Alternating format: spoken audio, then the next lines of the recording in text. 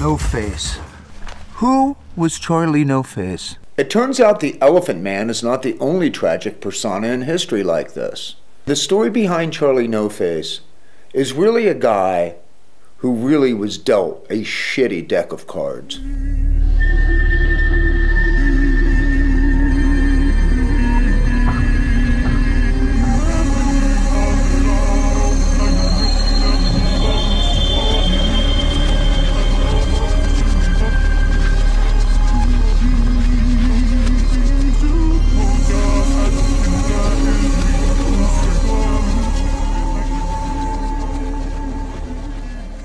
I just picked this building because I thought it was a really cool building. I'm just riding around, and sometimes when I ride is when I get to think a lot. But you know, this road sort of reminds me of a road that when I was a kid, and I'm going to ask my best friend from back then, who I'm still really good friends with, if he remembers what happened that night. And the night that I'm talking about is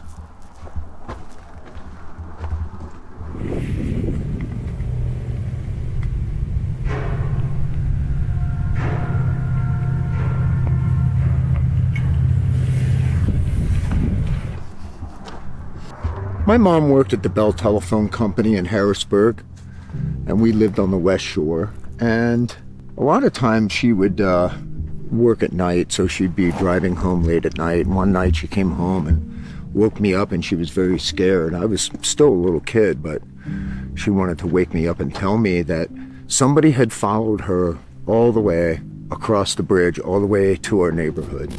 And the guy was in a gold-colored Cadillac. We didn't think a whole lot about it, and then about a week later, same thing happened again. Guy followed her home in a gold Cadillac. She told her father, who was my grandfather, obviously, and he said, call the police. So the police came, and we talked about it, gave a description of the car. She actually got a license number, but nothing really ever came of it. They never really called us back, tell us anything. Nothing like that really happened. A couple of weeks later, my friends and I, we would go down this road, and we called it Spook Road because it was the scariest road around our neighborhood. And off the side was cornfields, and on the other side was woods.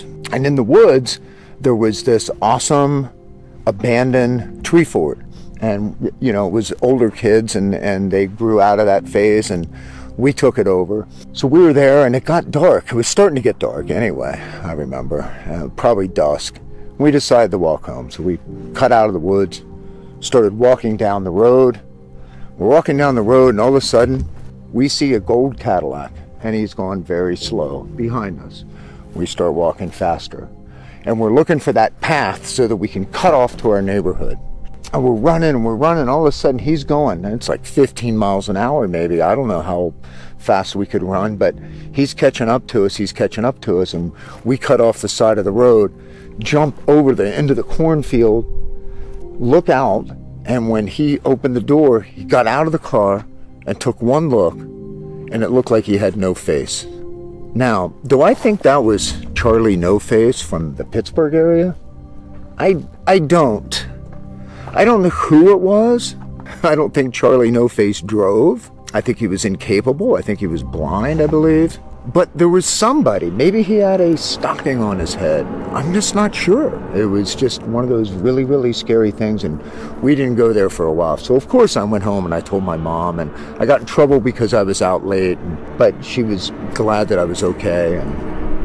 But we didn't tell the police. I don't know why. But that's the story. It was pretty crazy. So, growing up in Pennsylvania, I did hear about Charlie No Face, but later. At the time that I had experienced this person that got out of this gold Cadillac, I did not hear those stories because I'm from Harrisburg and Pittsburgh is quite a distance away. So I didn't know about Charlie No Face until later, until I started telling my story. And then people said, oh my God, that must be Charlie No Face. But let me tell you the story of Charlie. Charlie No Face, also known as the Green Man, whose real name was Ray Robinson. He was born October 29th, just before Halloween, back in 1910. When Robinson was 8 years old, he was trying to check out a bird's nest on the Murado Bridge, and he was severely injured and disfigured by an electrical line there. A year earlier, a boy was killed on that very same bridge, which carries a trolley with electrical lines of between 1,200 and 22,000 volts. Doctors didn't expect Ray to survive. He lost both his eyes, his nose, one ear, his arm, and that left him severely disfigured. Ray eventually learned to use a walking stick, and he would take night walks where people wouldn't see his disfigured face. He was a resident of Coppell, PA, or Coppell, PA, which is in the greater Pittsburgh area, and some residents feared seeing him, and yet others set out specifically to try and get a glimpse of the man that would eventually become an urban legend called Charlie No Face. Ray Charlie No Face was beloved by some and tortured by others. He was severely beat up several times, and I'll talk about that in just a minute.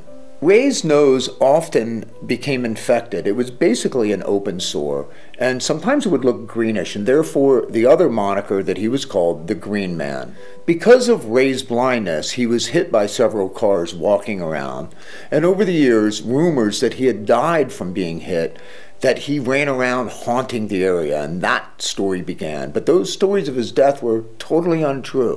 You know, back in the day, many old Victorian homes had these isolated rooms with everything you needed to live.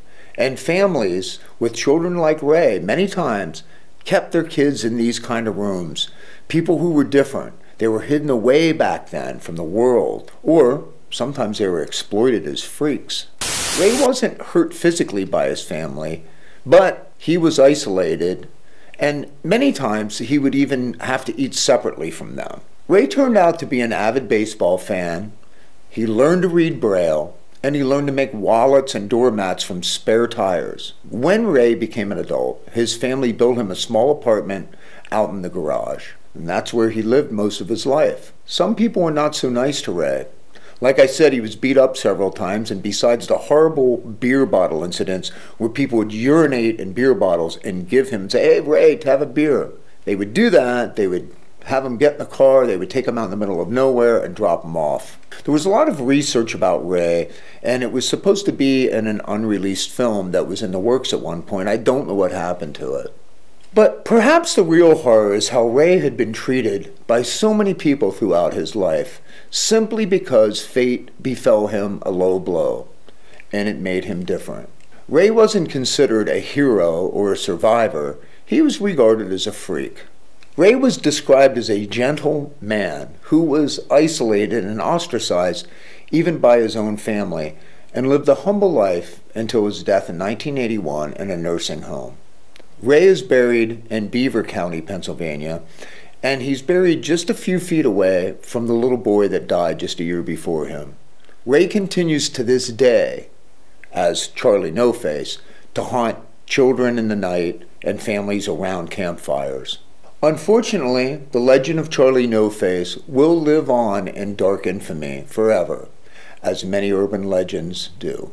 Freak shows are now illegal in the United States, and as a society, though, we continue to make fun, make up stories, and destroy people's lives because they are different. Are we really just haunted by these characters, or are we haunted truly by our own ignorance? Rest in peace, Ray. May the people who you touch graciously in your life continue to tell stories of the humble soul that you truly were. Maybe the next time that you see that unusual looking person walking down the street, you'll remember Ray, and underneath that thin veil of a mask that we all wear, there is really a thinking, feeling human being in there. Till the next time, take care of each other and keep rock alive. If you would be so kind as to subscribe, that would be greatly appreciated. Hit the like button if you like this video, and check your notifications afterwards, and that way every time I upload you'll know that I did.